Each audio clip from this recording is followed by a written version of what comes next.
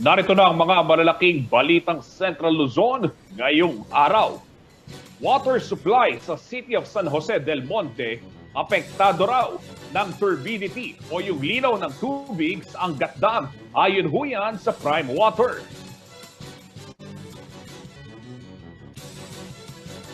Kontrata para sa konstruksyon ng North-South Commuter Railway Project pinirmahan na.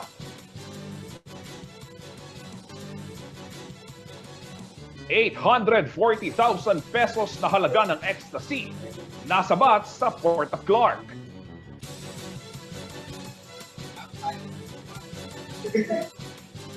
Christmas lights at iba pang dekorasyon dapat suriing mabuti para makaiwas sa sunog ayon yan sa DTI.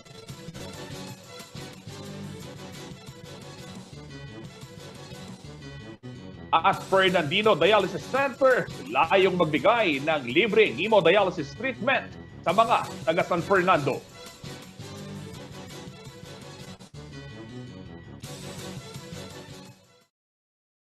Bayan Paldo, Pampanga, magandang araw, Central Luzon. Sa ngalan po ni Jennifer Salenga, ako po ang lingkod, Justin Dizon, kayo po ay nakatutok sa CLTV News. Pinasinayaan na ho ang opisyal itong Fernandino Dialysis Center na matatagpuan ho dyan sa may City Civic Center sa Barangay San Isidro, siyudad ng San Fernando, Pampanga. Layo daw ditong magbigay ng libreng hemodialysis treatment sa ating mga kababayan, lalo-lalo na dito ho sa siyudad ng San Fernando. At para ho sa karagdagang detalye, makakasama natin live mula dyan sa Fernandino Dialysis Center, si JM De Jesus. Magandang gabi, JM. Kumusta ang naging formal opening nitong dialysis center ng mga Fernandino? Justin, makikita natin dito, nasa loob tayo mismo ng kwarto kung saan nandito ang 25 bagong machines or dialysis machines na magagamit ng mga Fernandino sa kanilang mga hemodialysis therapy o kaya naman, sabi nga ni Mayor Breva kanina, ay ito nga, baby niya daw itong proyekto na ito dahil ito ang kanyang isa sa mga pangunahing plataforma noong siya ay tumatakbo pa lamang bilang isang mayor at ngayon ay para daw niya itong isinilang na parang bagong anak. JM, itong binabanggit kasi ni Mayora, libre itong pagbibigay serbisyo, yung hemodialysis treatment para doon sa mga kababayan nating Fernandino. Paano ba yun naging proseso? I understand, nagkaroon na ng registration sa bawat barangay, tama ba? Yes, kasamang Justin, nagkaroon ng Memorandum of Agreement ang local government unit ng siyudad ng San Fernando kasama ang Luzon Medical System na kung saan sila ang nag-provide at nagbigay ng mga machines para dito sa dialysis center sa siyudad. Sila din daw ang nag-renovate nitong buong building na ito na dating isolation facility, kaya naman masasabi natin na wala talaga umunong gagastusin ang siyudad ng San Fernando dahil doon sa Memorandum of Agreement ay napagkasunduan na walang gagastusin at walang makukuha namang kita ang siyudad at ang PhilHealth umano ang bahala na magbayad doon sa mga kailangan bayaran ng mga pasyente na magpapadialysis dito sa dialysis center ng San Fernando, Pampanga. JM, paano yung proseso ng pagpapalista para doon sa mga kababayan natin na nangangailangan ng ganyang serbisyo? Pwede pa ba silang humabol? Sino ang dapat nilang kausapin?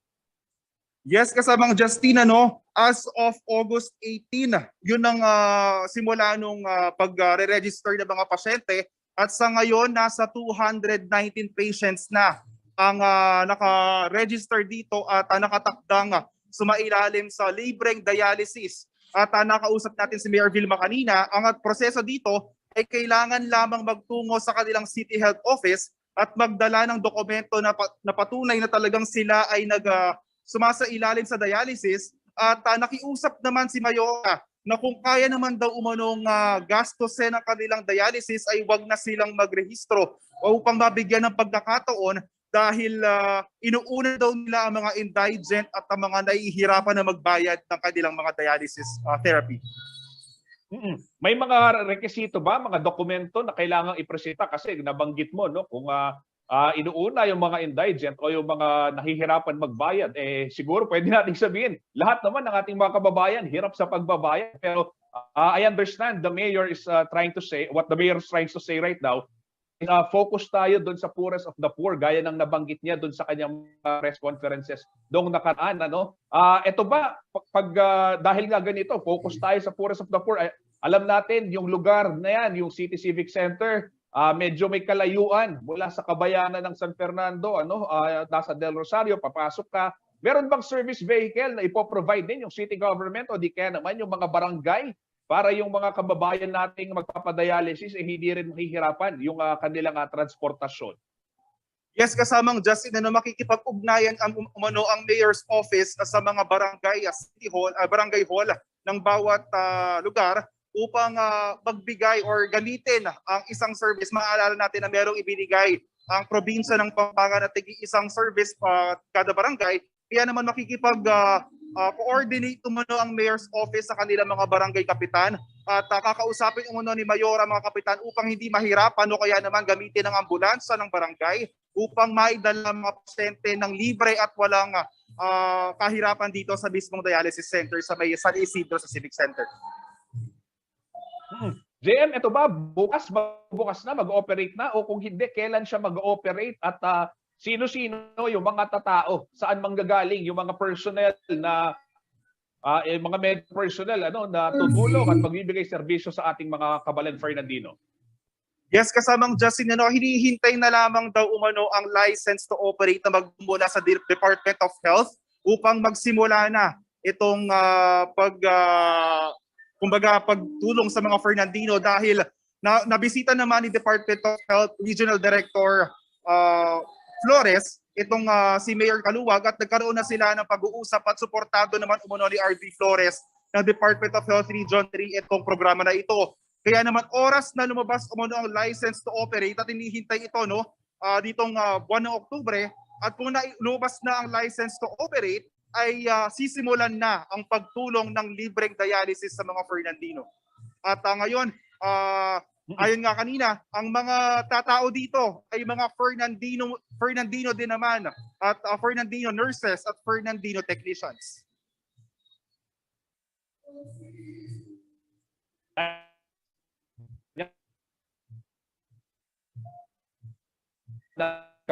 Sa pagdialysis dahil regular JM yung pagpapadialysis kung ilang beses yan sa isang linggo may mga schedule yan. Maganda ho siguro magtugo o magpugdayan din kayo mga kabalin Fernandino sa mga inyong barangay captain ayan pagdating doon sa makipag-ugnayan sa mga barangay captain para naman sa gayon makapagpalista ng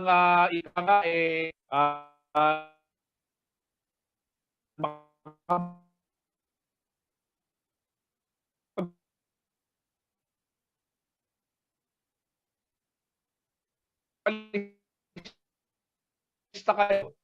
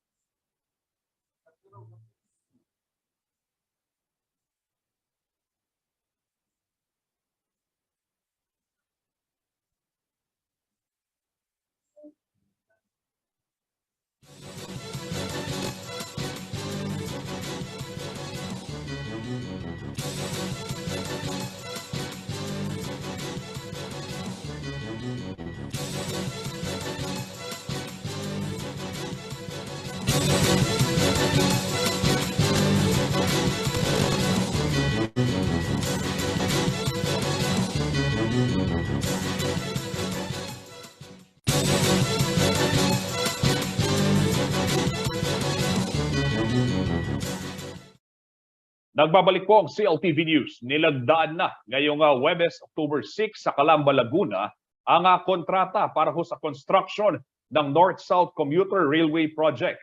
Ang seremonya ay personal na sinaksihan ni Pangulong Ferdinand Marcos Jr.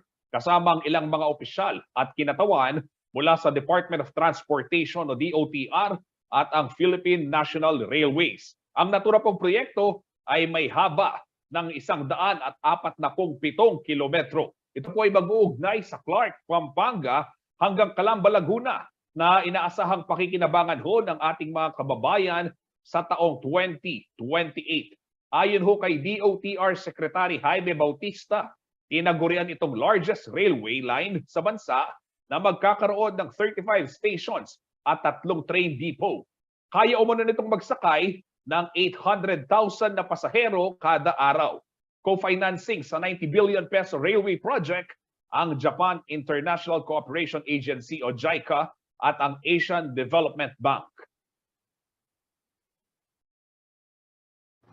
The South Commuter Railway Project, consisting of a total of 56 kilometers between Manila and Laguna, is indeed a welcome development once it will be completed. It will reduce the travel time between two places from hours to just 1 hour. To contribute in seamlessly transporting passengers from Clark, Pampanga, and Calamba City, Laguna, and all the train stations in between.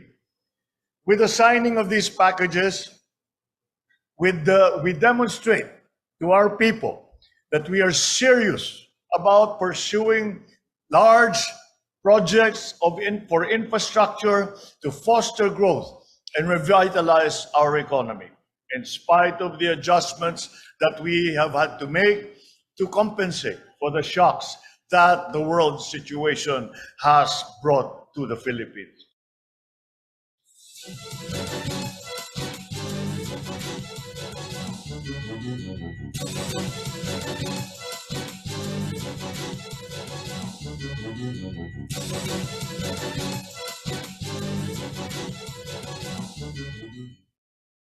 Kabayan, sa iba pang balita, kayo ba'y naghahanap na ng Christmas decors gaya ho ng mga Christmas lights?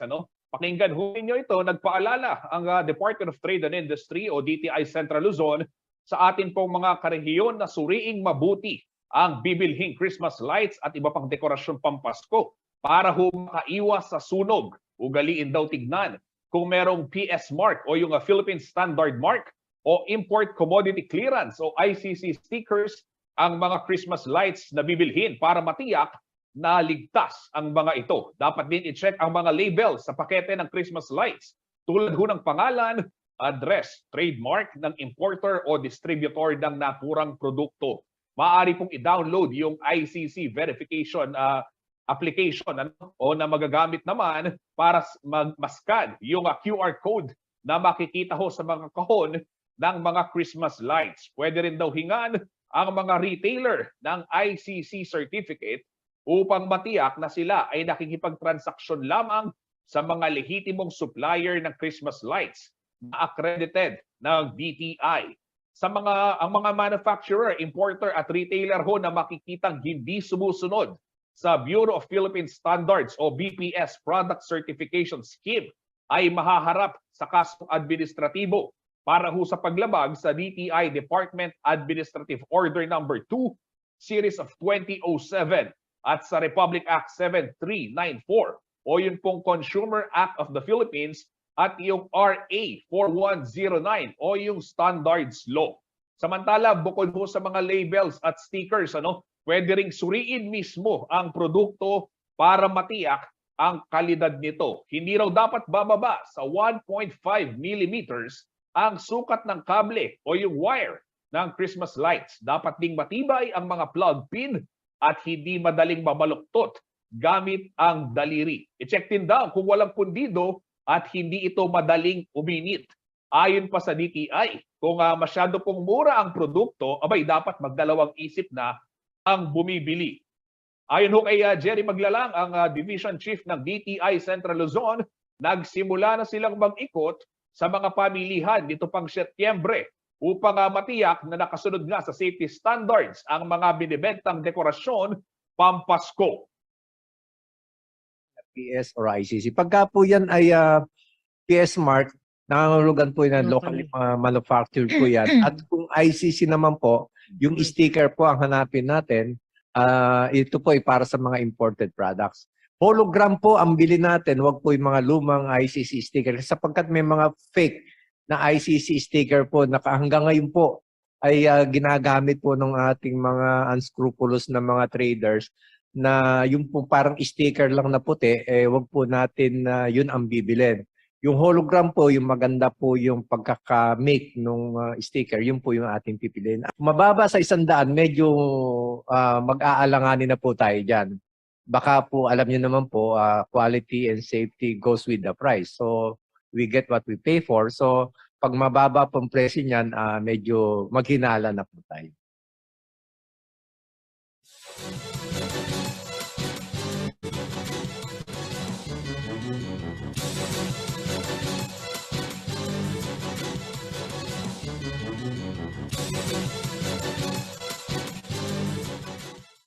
Ayan, inyong narinig si Ginoong Jerry Maglalang, ang Division Chief ng DTI Central Luzon. Samantala sa ibang balita, aabot ho sa 840,000 pesos na halaga ng ecstasy ang nasabat ng mga otoridad sa Port of Clark dito pong Martes, October 4.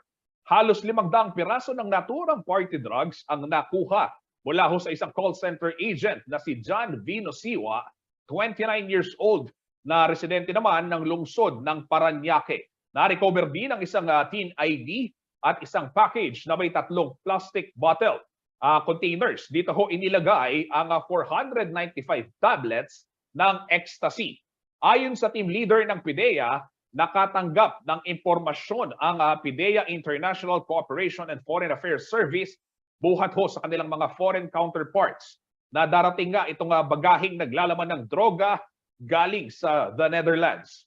September 30 nang lumapag ito sa Port of Clark, kaya kaagad na nagkasa ng controlled delivery operation ang PIDEA, PNP at Bureau of Customs.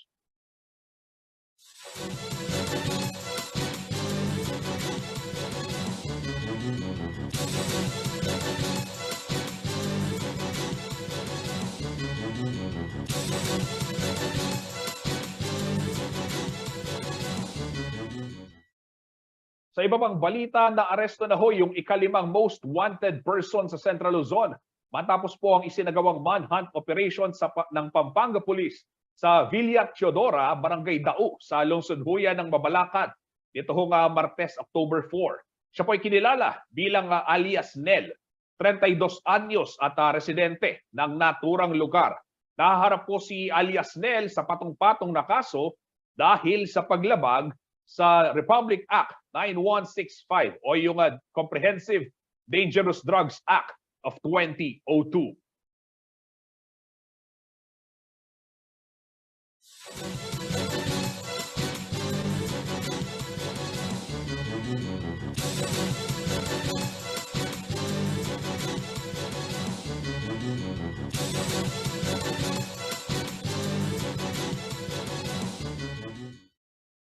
Marami pang mainit na balita sa pagbabalik ng CLTV News.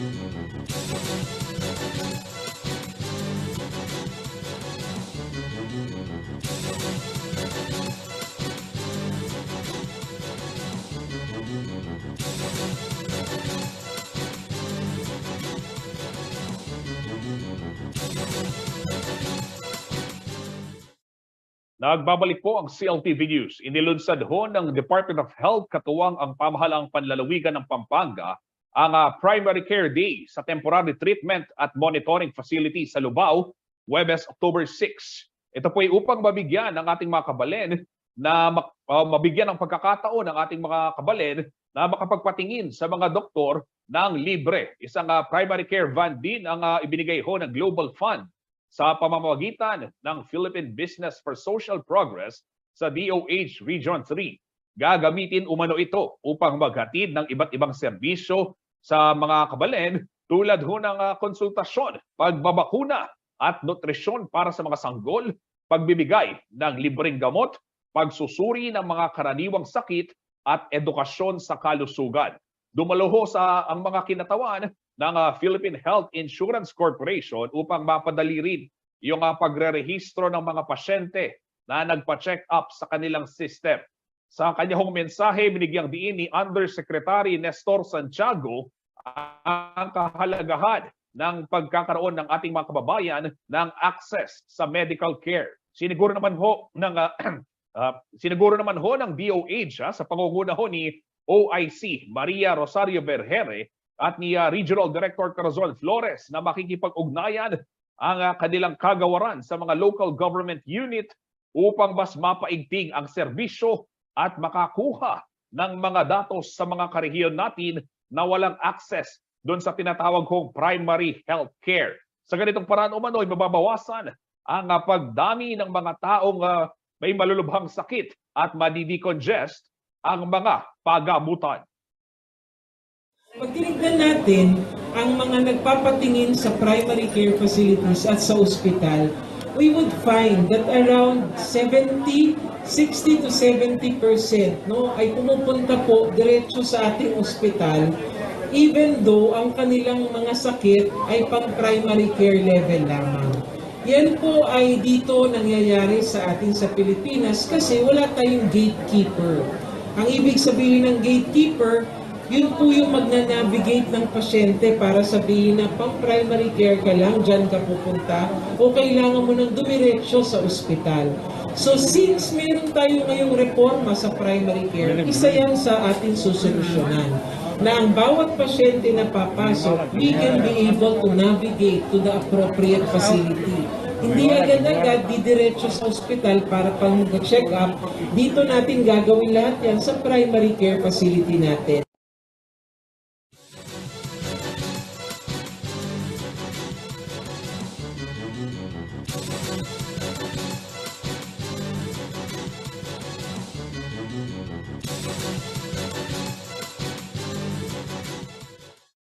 Inyong narinig si Yusek Maria Rosario Vergere, ang OIC ng Department of Health.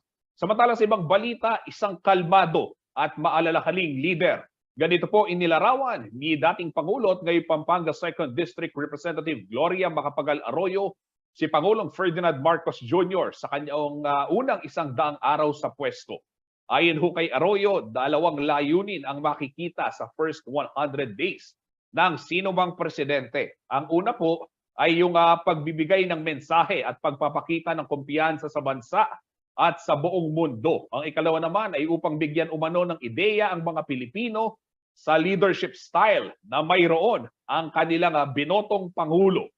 Dito ho napatunayan daw ni Marcos ang pagpapahalaga niya sa epekto ho ng pandemya, maging ng tensyon sa Ukraine at Taiwan sa ekonomiya ng bansa. Napanatag umano ang lahat dahil sa pagbuo ni Marcos Jr. ng isang magaling at kapuri-puring economic team. Dagdag ng kasalukuyang Senior Deputy Speaker na si Arroyo, ipinakita rin ni Pangulong Marcos Jr. ang sarili bilang isang kalmado at maalalahaning leader. Naging totoo umano ito sa kanyang pangako na isulong ang unity o pagkakaisa at naging isang presidente para sa lahat. Samantala, matatandang inulan naman ng batikos ang Pangulo sa kanyang pagpunta sa Singapore para humanood ng Formula 1 Grand Prix. Ayon kay Bayan Secretary General Renato Reyes, insensitive at unnecessary ang pagbiyahe ni Marcos Jr. lalo't katatapos lamang ng Bagyong Karding at bagsak pa ang ekonomiya ng bansa. Sinabi pa ni Reyes na sa loob ng 100 araw ni Marcos Jr. sa palasyo, ay puro party lamang daw ang inatupag nito. Dumipensa naman ang palasyo sa mga kritiko at sinabing nakapagsara ng investment deals sa lakad si Pangulong Ferdinand Marcos sa Singapore.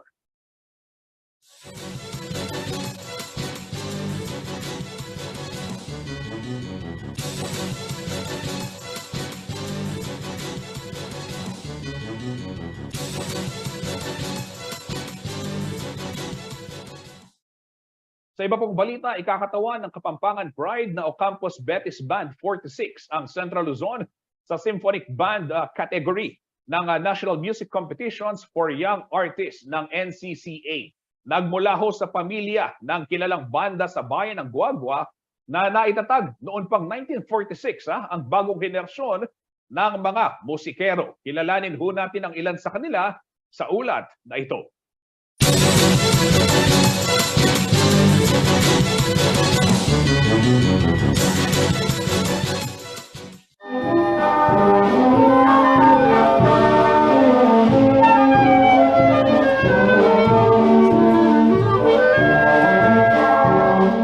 Hindi lamang daw kaalaman sa pagbabasa ng nota at pagtugtog ng instrumento ang kailangan para makabuo ng magandang tunog ay isang banda o orkestra. Mahalaga rin ang pagkakaroon ng disiplina ng bawat miyembro. Ito ang ibinahagi ni Hercules Santiago, isang miyembro ng Philippine Harmonic Orchestra. Si Santiago ang kasalukuyang presidente ng Ocampos Betis Band 46, isang banda na binuo ni Yumaong Guagua Mayor Dr. Isidro Ocampo matapos ang giyera noong dekada 40.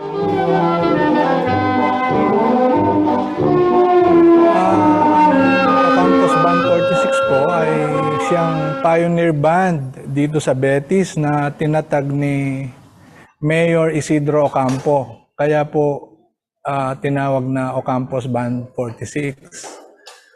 Yun po, doon po ako nag-umpisang matutong magmusiko. Katuwang ni Santiago sa paghulma ng mga kabataan ay ang mga senior band member gaya ng French horn player na si Marceline Taruk na mula sa pamilya ng sikat na Betis Band 46. Ako'y Marcelina Tarok, pero pingaos da ka na Kenny Lina Tarok. Metong ko naman pong member kanin, den pong kapatad ko itang at nga abroad, Daniel. Metong yan na pong mag-friendson, father po, horn yan naman po, ang po itang asawa kong Mete, mag-friendson yan naman po. Yan kami pong apat, friendson player kaya po. Ayon kay Ginang Taruk, 6 na henerasyon na ng mga kabataan ang kanilang sinasanay ngayon. Ngayon, may ganyan papung lalo. Ako mitong na niya po yung bandang ini, almost 20 years niya po. Kinakpututuki ka nito. Pakay-kay na ako mo pong magkay-kay banda. O na pong ining kapatad kong Daniel, Tilina, italakad tayong pasibayong banda, ana pong makanyan. Nyapin ako po, big porsigwi ko naman pong matula na ako po niya, may tatagyak mo pong pasibayo, imbanda, kareni pong anak ka, 6 generation na ini. Dahil sa pagmamahal sa musika at kultura, ang baga ng mga pioneer para sa gastos ng mga kabataang miyembro ng banda. At dahil sa kanilang husay, napiling kinatawan ng Central Luzon ang Ocampos Betis Band 46 sa National Music Competitions for Young Artists ng National Commission for Culture and the Arts o NCCA. Nakatakda itong ganapin sa Cultural Center of the Philippines sa November 15 hanggang November 20. Ang competition po na to ay para makadiscover ng talent yung ating government, mga young talents. Ito po ay ang tinatawag nilang NAMSIA, National Competition for Young Artists. Bukod sa suporta, hiling nila sa ating mga karehiyon ang pagtuklas sa mga kabataang determinadong matuto ng musika. Ito'y upang hindi raw mahinto ang ligasiya ng mga magagaling na banda.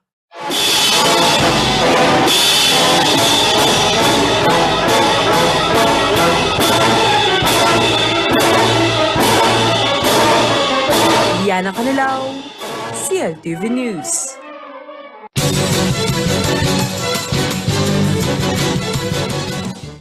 Samantala sa ibang balita, inihain po ni Senate Minority Leader Aquilino Coco Pimentel III ang Senate Resolution number 253 na layong maimbestigahan ang integridad ng loto sa ilalim ho ng Philippine Charity Sweepstakes Office o PCSO. Bunso dito ng kontrobersyal na multiple jackpot winners kamakailan lamang kung saan 433 ang nanalo sa 655 lotto draw at 50 dito ay nagmula ho sa Central Luzon. Giit ng mambabatas, mahalagang masilip ang mga noon pang aligasyon ng anomalya sa mga panalo sa loto. Partikular na ho yung issue ng transparency, lalo't hindi isinasa publiko ang pagkakakilanlan ng mga nananalo.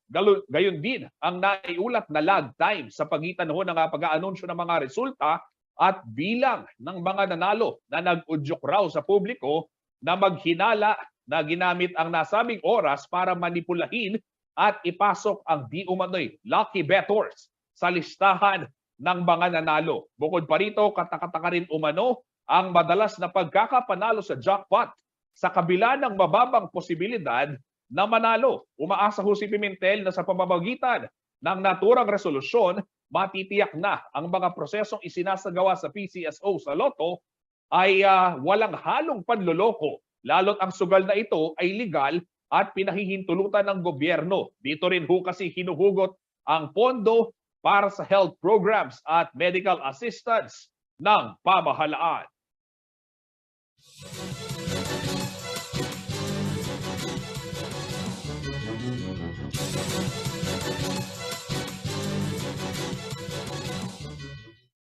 Ito ho, magandang balita naman para ho sa mga mahilig mag-food trip o di kaya naman ay maghanap ng magandang matatambayan. Meron ho kaming perfect spot na nadiskubre para ho sa inyo. Ito yung Basics Bar and Grill sa Greenville Subdivision.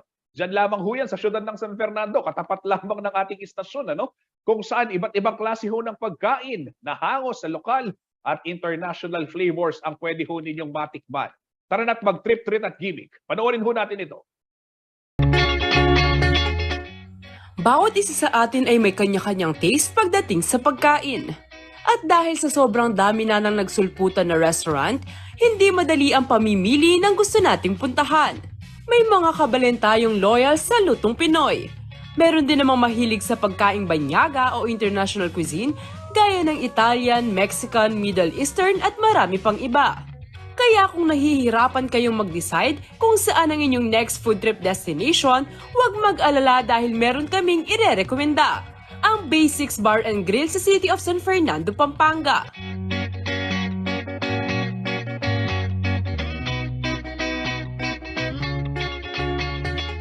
Matapos magtrabaho sa Qatar bilang Senior Catering Supervisor sa isang ospital, napagdesisyonan ni Dionisio David at ng kanyang asawa na bumalik na sa bansa upang magnegosyo. Kahit maganda ang trabaho at benepisyo sa ibayong dagat, wala pa rin umanong hihigit sa saya na kanilang nadarama sa piling ng kanilang mga anak dito sa Pampanga. Back to basics ika nga ni Dionisio, kaya ito rin ang naisip niyang pangalan at konsepto ng kanyang restaurant. Dahil nga basics, gusto namin bumalik talaga doon sa ano yung buhay noon, like this larong mga kalye, tapos yung mga views natin sa Pampanga na sikat siguro Arayat, wala nang makakapagano na sa simbolo ng Pampanga is Arayat. Tapos yung Clark hot air balloons, maano mo yung mga restaurants ngayon, lalo na kung medyo maganda na yung pinag-aralan, no, chef. Usually, they are very fancy, from modern to avant-garde, molecular gastronomy, whatever, fusion, ng mga ganito. Sabi ko, balik tayo sa basic, kunin natin yung, pili tayo ng mga items, palitaw natin yung totoong lasa, and then we will come up with a simple plating. Bagamat nahiligan na raw ni Dionisio ang mga pagkain sa Middle East, hindi rin naman pahuhuli sa kanyang panlasa ang mga pagkaing Pinoy at iba pang klase ng cuisine na matitikman sa kanilang restaurant. Our product range from fried, grilled, pasta, pizza, and now we are introducing ihaw. Ihaw na Filipino ihaw. Usually Italian pasta pizza, and then we have grilled inspired by Middle East. Nag-serve kami ng hummus, ito yung dip na from chickpeas. Tapos nag-fried items kami. So minamarket namin, it is a place where fried, grilled, pasta, pizza, and fun come together. At dahil may espesyal na lugar sa puso ni Dionisio ang kanyang lupang tinubuan, ang selection ng menu sa basics ay hango rin sa salitang Kapampangan. Ilan sa kanilang pirito o fried items ay ang mozzarella sticks, paro o breaded shrimps, calamares at pamita o dynamite. Meron ding ningnang o grilled and barbecue items, habang bestseller sa kanila ang pizza at pasta na hindi lang masarap kundi affordable pa. Mga pizza namin, lalo na yung tinawag naming pizza mood or the manager's choice or ito yung New York Supreme ng iba. Tapos meron kaming ranch chicken, pizza din yon. Tapos yung pinaka-bestseller namin sa pasta, yung pasta kang Charles. Ito yung Charlie Chan. Para sa may mga okasyon o di kaya na may nagpaplano na ng reunion ngayong nalalapit ang holiday season, meron silang party trays at catering options. Pwede pang mag-avail ng discounts at ongoing promo para sa mga gusto mag-chill at dine-in ngayong Oktoberfest. We are also celebrating the Oktoberfest. So we have a free bucket of beers. Whatever beers we offer, combination or single brand, halimbawa, San Mig Light na 6, pwedeng maging free yan if you consume a minimum of 1,000 pesos. So may libre ka ng bucket ng beer. Every month, every week, meron kaming promotions, usually 20%. Bring a barkada, meron din kaming ganito. Kaya naman kung naghahanap kayo ng bagong tambayan at masarap na kainan, ayain na ang tropa at magpunta sa Basics Bar and Grill sa Greenville Subdivision, San Jose, City of San Fernando, Pampanga.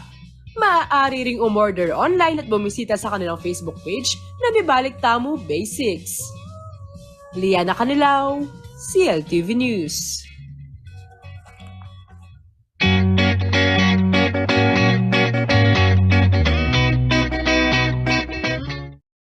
Ano ba naman to si Liana? Hindi nag-aaya, tayo ho'y nagutom na. Pero ito, ibang balita naman.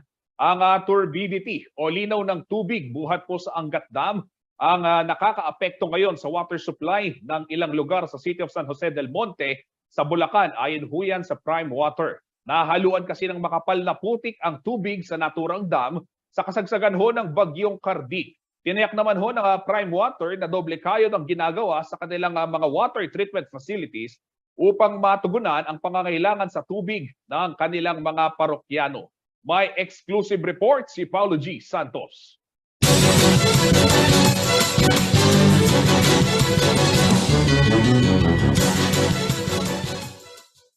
Abot hanggang dibdib ang level ng putik sa mga water treatment facility ng Prime Water sa City of San Jose del Monte, Bulacan. Dulot ng bagyong Karding ang maputik na surface water supply na galing sa Angat Dam.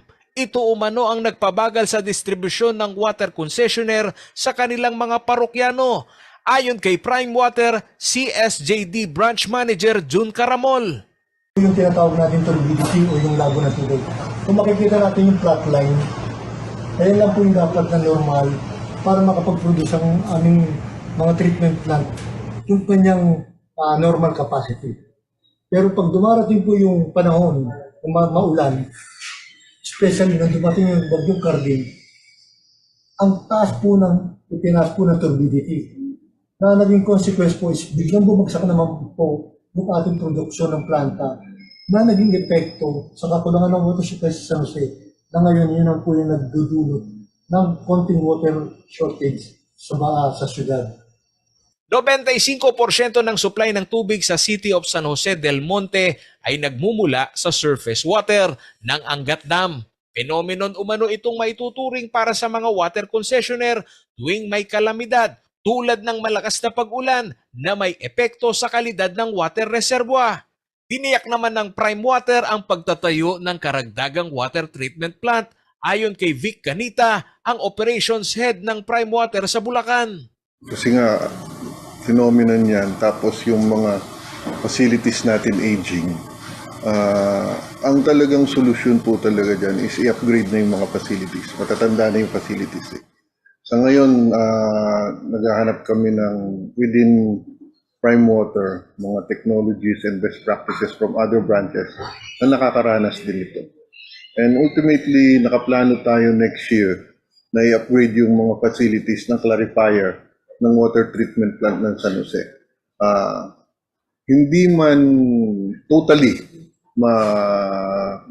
masolusyonan na totally kahit masyadong mataas turbidity, walang interruption, mabawasan, ma-mitigate. And hopefully next year ma-approve yung projects, magawa, and mabawasan na po itong mga ganitong instances. Paliwanag ni Kanita, iba-iba ang elevation ng lupa sa mga komunidad sa San Jose del Monte na kanilang sinusuplayan ng tubig. Tiniyak naman nila na sa unang quarter ng taong 2023 ay lalakas umano ang pressure ng tubig sa mataas na lugar sa 59 na barangay ng lungsod. We are looking at finishing almost all of the projects by December this year. And first quarter ng 2023, makikita na po natin yung improvement. Katulad ng pinaliwanag ng ating works manager, mag-i-improve na po yung mga water availability and water pressure dun sa mga focus area. In-expect po namin yan by first quarter next year. Samantala, sa kabila ng pagsasaayos ng water treatment plant ng Prime Water sa lungsod, hindi naman umano lubusang nawalan ng akses sa malinis na tubig ang kanilang mga parokyano. Isa na rito ay si Lorder Apurado ng Barangay Citros. Sa amin laging meron, sa kanila laging wala. Yung sa taas namin. Pero yung sa amin sa baba, okay naman po. Si Wally Yula na naninirahan naman sa mataas na lugar, tanggap ang paliwanag ng Prime Water dahil ang interruption ng tubig ay nangyayari lamang umano tuwing may pumapasok na kalamidad. Kasi po kapag wala naman pong bagyo, wala naman pong interruption. Wala. Hindi naman po kami nawawalan ng tubig. Nasa higit 122,000 ang bilang ng mga customer ng Prime Water CSJDM. Upang matiyak na may masusuplayan ng tubig ang lahat ng establishmento at kabahayan, ay nagpatupad umano ito ng rotational schedule ng water supply. Mayroon rin umano itong tanker truck na nag-iikot sa mga komunidad upang makaigib ang mga apektadong parokyano. Paulo G. Santos, CLTV News. Alamin naman natin ang magiging taya ng panahon mula kay Ginong Manny Esguera, ang Chief Weather Forecaster ng Pag-asa Clark.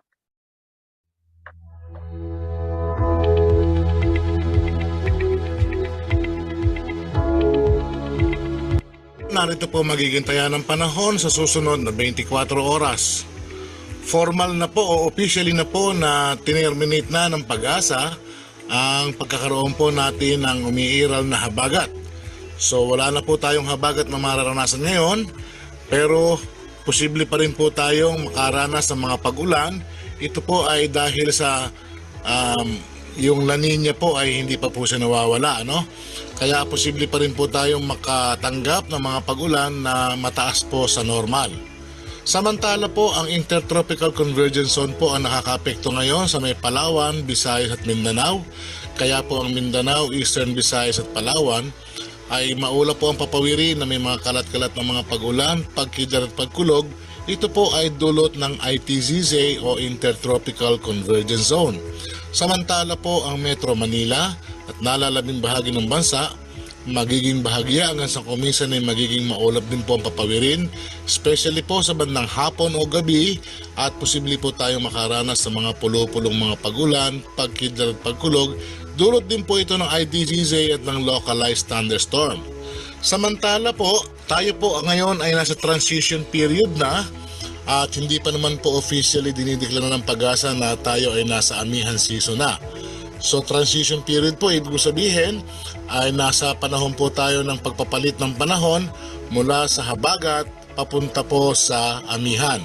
Kaya anytime po siguro, any day po this month ay posible na po tayong makaranas ng mga malamig na klima na dulot po ng hanging amihan. Kaya pinag-iingat pa rin po ang lahat.